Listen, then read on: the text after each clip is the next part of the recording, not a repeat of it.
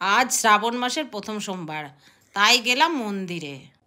তোমরা কি জানো এই ভদ্রেশ্বর মন্দির কিভাবে প্রতিষ্ঠিত হয়েছিল? এই মন্দিরের উৎপত্তি হয়েছিল ত্রেতা যুগে, অর্থাৎ রামচন্দ্রের সময়। এই সময় এই অঞ্চল গঙ্গার জলের তলায় নিমজ্জিত ছিল। মহাদেব এখানে স্বয়ম্ভু শিবলিঙ্গ রূপে আবির্ভূত হয়। পরবর্তীকালে গঙ্গা নদীর দিক পরিবর্তন হলে এই স্থান থেকে জল সরে যায়। কথিত আছে শিবলিঙ্গের মাঝ বরাবর একটি মণি ছিল। এক কৃষক সেই মণি দেখতে পায়। লোভের বশে সেই মণিটিকে নিতে গিয়ে কোদাল দিয়ে আঘাত করে, ফলে শিবলিঙ্গের মাঝখানে একটা ফাটলের সৃষ্টি হয়। এই কারণে কৃষকের মৃত্যু হয়। তারপর থেকেই বাবার মাহাত্ম্য আস্তে আস্তে চারিদিকে ছড়িয়ে পড়ে। বাবার আশীর্বাদে অনেকের কষ্ট ও রোগ নিরাময় হয়েছে। এখানে বাবা ভদ্রেশ্বর নাথ নামে পরিচিত। এখানে বাবা না, মা অন্নপূর্ণাও বিরাজমান।